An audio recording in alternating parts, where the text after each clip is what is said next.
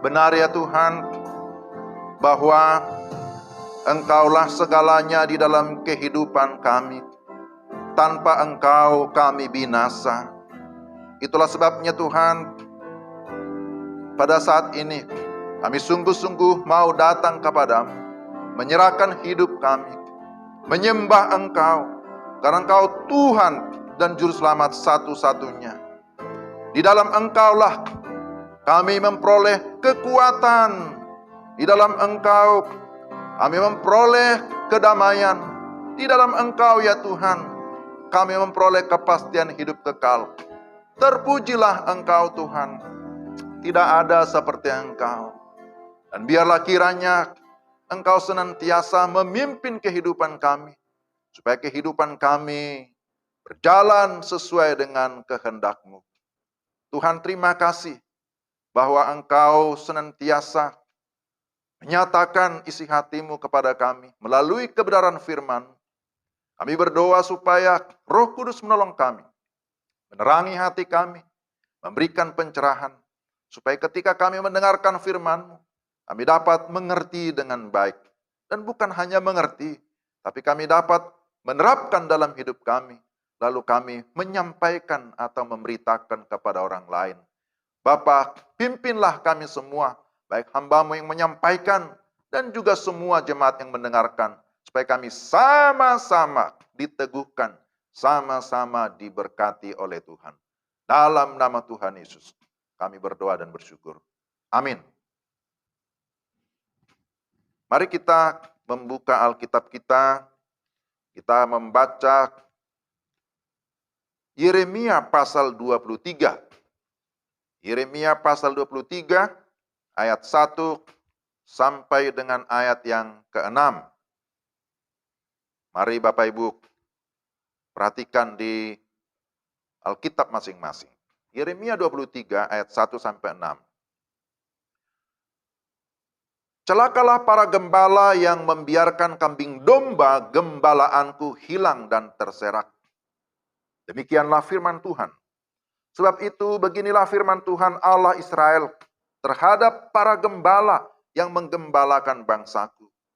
Kamu telah membiarkan kambing dombaku terserak dan tercerai-berai, dan kamu tidak menjaganya. Maka ketahuilah, aku akan membalaskan kepadamu perbuatan-perbuatanmu yang jahat. Demikianlah firman Tuhan.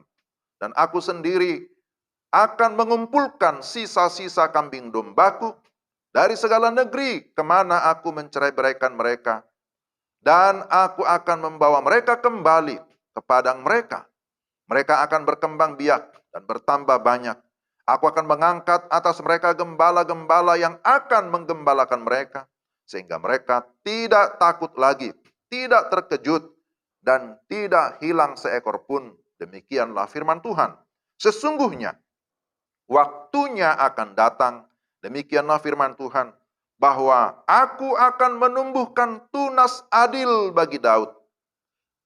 Ia akan memerintah segala raja yang bijaksana dan akan melakukan keadilan dan kebenaran di negeri.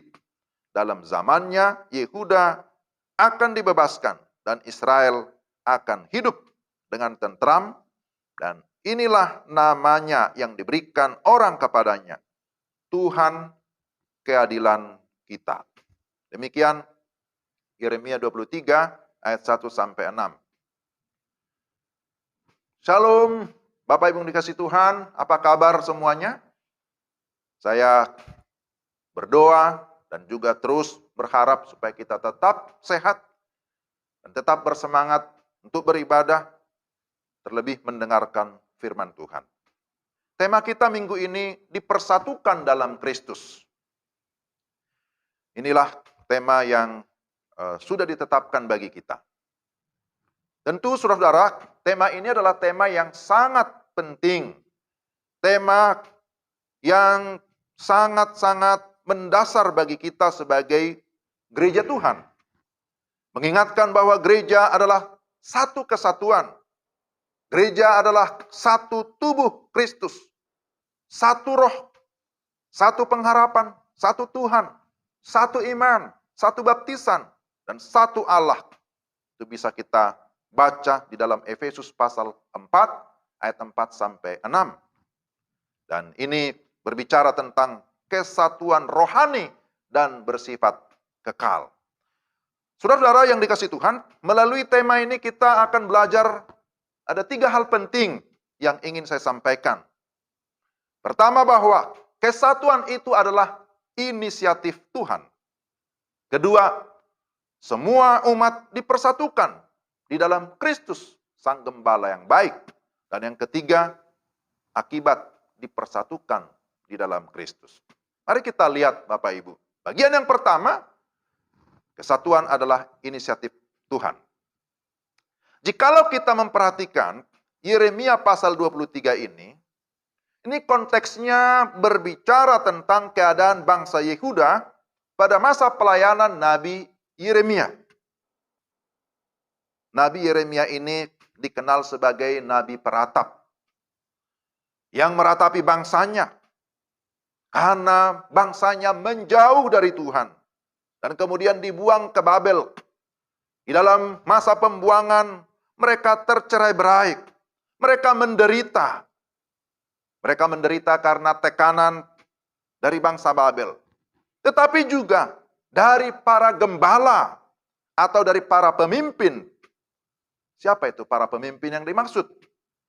Itu adalah para raja, imam, dan nabi-nabi yang ternyata membiarkan umat Tuhan.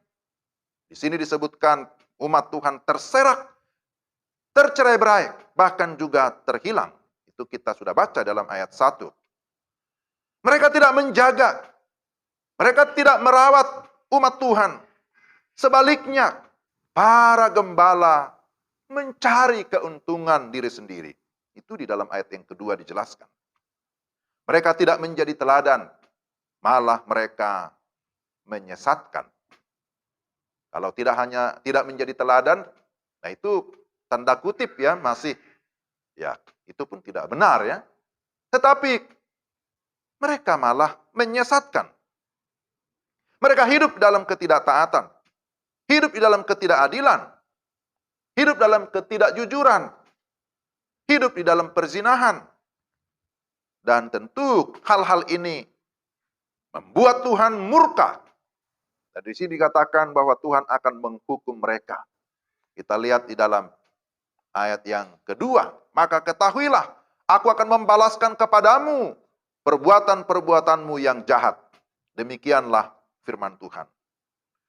Akan tetapi, Bapak Ibu yang terkasih dalam Tuhan, ini ada hal yang sangat penting kita perhatikan. Di balik semua situasi yang demikian kacau, di sana Tuhan hadir. Hadir dengan inisiatifnya dan berjanji akan mengumpulkan mereka. Itulah yang diberitakan oleh Nabi Yeremia. Dan aku sendiri akan mengumpulkan sisa-sisa kambing dombaku dari segala negeri kemana aku mencerai-beraikan mereka. Dan aku akan membawa mereka kembali ke padang mereka. Di dalam ayat yang ketiga itu dicatat. Jadi saudara, di sini Tuhan menyatakan dirinya sebagai gembala yang adil, sebagai gembala yang baik, sebagai gembala yang bertanggung jawab untuk melindungi domba-dombanya. Bukan hanya melindungi, tetapi di sini dikatakan akan mengumpulkan domba-dombanya. Jadi di sini jelas bahwa gembala-gembala yang ada di Yehuda pada saat itu tidak menjadi contoh, tidak menjadi teladan. Mereka menyesatkan, mereka tidak mengumpulkan, tidak menjaga kambing domba gembalaan Allah. Tetapi di sini kita lihat ada kasih karunia. Tuhan sendirilah yang berinisiatif mengumpulkan kambing domba gembalaannya. Itu yang pertama yang kita lihat. Lalu yang kedua, bahwa sebagaimana tema kita dipersatukan dalam Kristus. Semua umat dipersatukan dalam Kristus. Dialah sang gembala yang baik itu. Umat Tuhan digambarkan sebagai kambing domba gembalaan Tuhan. yang akan dikumpulkan dan dipersatukan menjadi satu kawanan. Tuhan berjanji, memang pada masa perjanjian lama, Tuhan berjanji di sini dikatakan mengangkat para gembala yang akan menggembalakan mereka. Ada para raja, imam dan nabi untuk melayani umat Tuhan. Di dalam ayat yang keempat, di sana dikatakan, aku akan mengangkat atas mereka gembala-gembala yang akan menggembalakan mereka. Sehingga mereka tidak takut lagi, tidak terkejut dan tidak hilang seekor pun. Demikianlah firman Tuhan. Di dalam ayat yang keempat. Mereka diberikan kepercayaan untuk menggembalakan umat Tuhan. Akan tetapi, apa yang terjadi? Kita bisa tahu dari Alkitab, dari sejarah, bahwa secara umum, para pemimpin itu mengalami kegagalan dalam menjalankan perannya.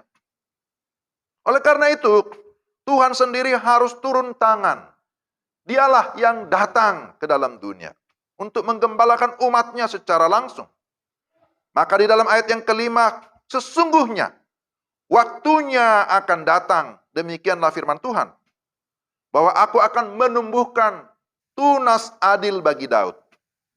Ia akan memerintah sebagai raja yang bijaksana dan akan melakukan keadilan dan kebenaran di negeri.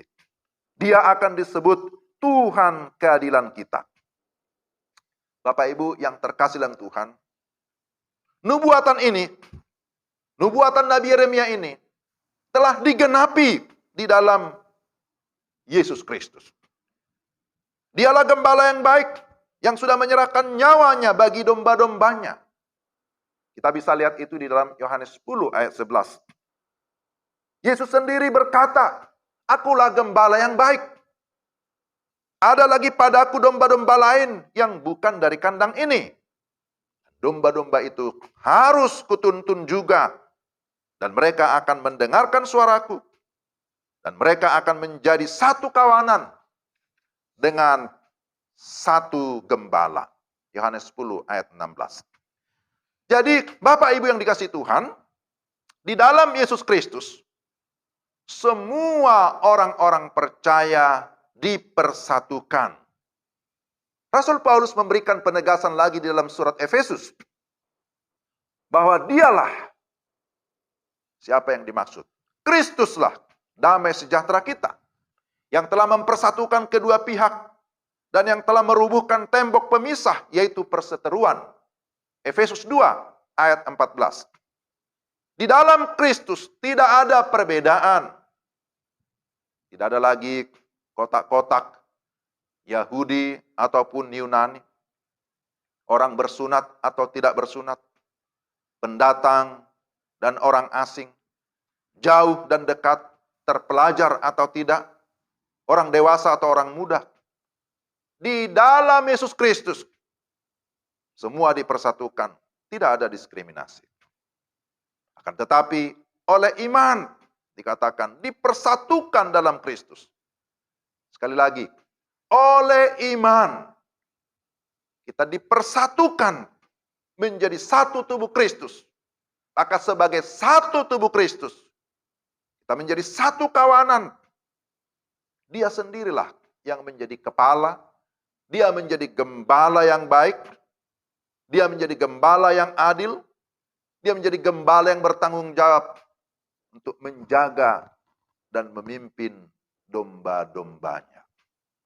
Maka kita bersyukur, kita berterima kasih bahwa oleh karena anugerahnya, kita termasuk dalam anggota tubuh Kristus yang sudah dipersatukan melalui iman kita kepadanya di dalam persekutuan yang kekal sampai selama-lamanya.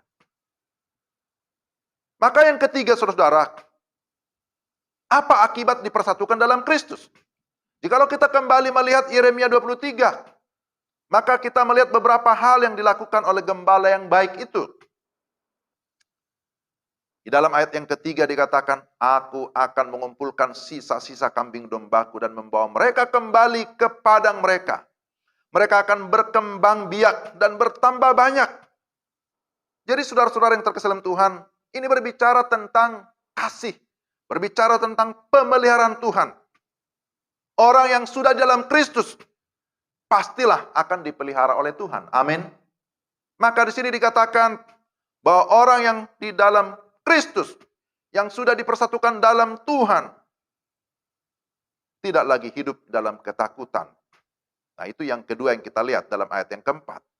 Domba-dombaku dikatakan tidak lagi hidup dalam ketakutan, tidak terkejut, dan tidak hilang seekor pun.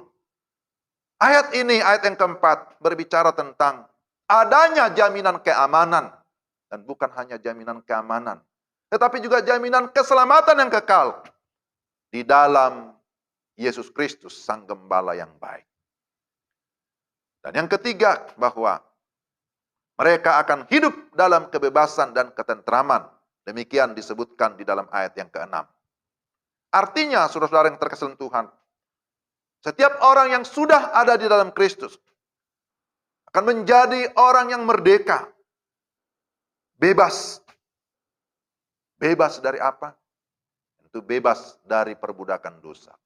Tidak lagi di bawah belenggu si jahat. Tetapi hidup di dalam kemerdekaan. Kemerdekaan di dalam melakukan kebenaran. Juga dikatakan bahwa mereka akan hidup di dalam ketentraman. Ada kesejahteraan. Ada ketenangan ketika kita hidup di dalam Kristus Sang Gembala yang baik. Jadi kita lihat di sini bahwa Gembala yang baik itu, Yesus yang memimpin dengan bijaksana, memimpin dengan penuh keadilan dan kebenaran, akan memimpin kita juga di dalam segala kebenaran. Dan di mana ada kebenaran, di situ akan ada ketentraman. Di situ akan ada damai sejahtera. Bagi kita yang sungguh-sungguh hidup di dalam Kristus, maka sesungguhnya pun kita akan mengalami kasih Tuhan, mengalami pemeliharaannya, mengalami shalom, damai sejahteranya, tapi juga terlebih kita mengalami satu kepastian, keselamatan. Jadi, saudara-saudara, ini merupakan satu anugerah bagi kita.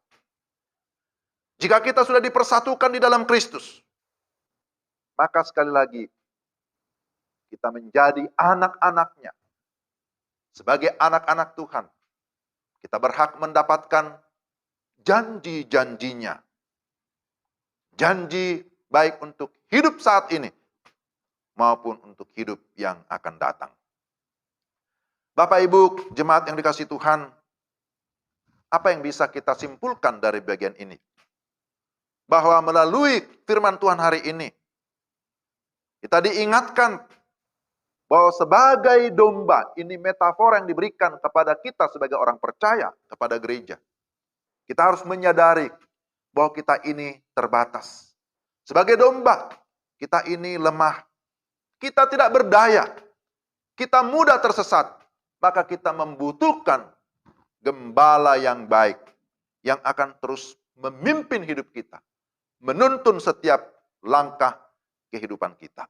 Di dalam Alkitab, baik itu mulai dari perjanjian lama sampai kepada perjanjian baru, gambaran atau metafora tentang domba dan gembala itu terus diulang-ulang, yang menunjukkan di sana ada satu relasi, ada satu hubungan yang tidak mungkin terpisahkan. Ketika kita sudah di dalam Kristus, dipersatukan di dalam Kristus, maka hubungan kita adalah hubungan yang kekal.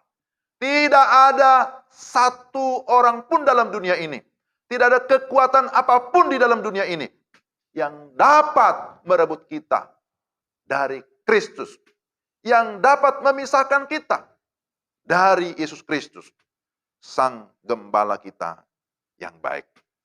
Karena itu saudara, sebagaimana firman Tuhan ini pada kita sekalian, di dalam masa-masa yang sulit ini, di dalam masa pandemi yang masih terus melonjak, yang masih terus memberikan ketakutan kepada banyak orang, kecemasan, kekhawatiran, dan berbagai hal yang membuat banyak orang akhirnya rasanya seperti tidak ada harapan. Tetapi firman Tuhan hari ini memberikan kita sebuah pengharapan, memberikan kita jaminan bahwa saudara dan saya yang sudah dipersatukan di dalam Kristus, jangan takut. Jangan terkejut. Di sini dijelaskan bahwa mereka tidak lagi takut, tidak akan takut, tidak terkejut, dan tidak hilang. Ketika kita sudah di dalam Kristus, kita memiliki jaminan, memiliki satu garansi bahwa Dia tidak akan membiarkan kita, tidak akan meninggalkan saudara dan saya. Bahkan sekalipun seperti Mazmur 23 tadi yang kita baca, sekalipun kita berada di dalam lembah kekelaman, sekalipun kita berada di titik yang paling sulit menurut kita, menurut kemampuan kita sebagai manusia yang terbatas. Tetapi di sana Tuhan hadir, di sana Tuhan menyatakan penyertaannya, karena Dia adalah Allah Immanuel. Maka melalui firman Tuhan ini saya semakin dikuatkan, diteguhkan. Dan saya percaya Bapak Ibu sekalian juga pasti semakin dikuatkan dan diteguhkan. Bahwa ternyata kita tidak berjalan sendiri. Kita tidak menjalani kehidupan kita sekalipun dalam kesulitan lembah kekelaman dengan kekuatan kita sendiri. Tetapi di sana ada kekuatan dari Tuhan, ada pertolongan Tuhan. Kita mengaku bahwa Tuhan adalah gembalaku. Dan kalau kita berkata Tuhan adalah gembalaku, takkan kekurangan aku, artinya bahwa tidak ada yang melebihi Tuhan. Ketika kita berkata Tuhan adalah gembalaku, takkan kekurangan aku, maka kita memiliki satu keyakinan bahwa kalau kita sudah memiliki Tuhan, maka sesungguhnya yang lain itu tidak lagi menjadi kekhawatiran. Yang lain-lain itu, kesusahan, penderitaan, itu bukan lagi menjadi satu hal yang bisa menakuti kita, yang membawa kita kepada satu keterpisahan dengan Kristus. Itu tidak terjadi, tidak mungkin. Jadi saudara-saudara yang terkasih dalam Tuhan, sebagai anak-anak Tuhan, sebagai domba gembalaan Tuhan, apa yang harus kita lakukan? Mari kita senantiasa taat kepada pimpinan Tuhan. Mari kita mengandalkan Tuhan Sang Gembala itu. Dan kita mau melakukan apa yang Dia mau. Kita mau melakukan apa yang Dia kehendaki. Supaya dengan demikian, melalui kehidupan kita, ada orang lain juga yang datang kepada Sang Gembala, menyerahkan hidupnya untuk digembalakan. Mari kita mempergunakan setiap kesempatan yang ada untuk terus mau melakukan kehendak Tuhan. Hidup di dalam kebenaran, hidup di dalam keadilan, hidup di dalam kejujuran, hidup di dalam ketaatan iman, hidup di dalam segala penyerahan total kepada Tuhan. Mari kita berdoa. Tuhan, terima kasih. Firman-Mu hari ini mengingatkan kami, sekaligus juga meneguhkan kami, bahwa kami tidak jalan sendiri. Kami memang terbatas, tetapi Tuhan berjanji akan senantiasa beserta dengan kami. Engkau menggembalakan kami, karena kami adalah domba gembalaan. Terima kasih bahwa oleh karena iman yang Tuhan anugerahkan, kami dipersatukan di dalam Kristus sampai selama-lamanya. Dan hal itulah yang menghibur kami, yang membuat kami sungguh-sungguh bersuka cita, yang membuat kami di dalam menjalani hidup ini tanpa ragu, tetapi tetap di dalam sebuah kepastian bahwa hidup kami maupun Mati kami ada di dalam tangan Tuhan. Kami adalah milik Tuhan yang sangat berharga. Kiranya Roh Kudus menolong kami supaya kami dapat mengerti firman-Mu dan hidup di dalam firman-Mu. Dalam nama Tuhan Yesus kami berdoa. Amin.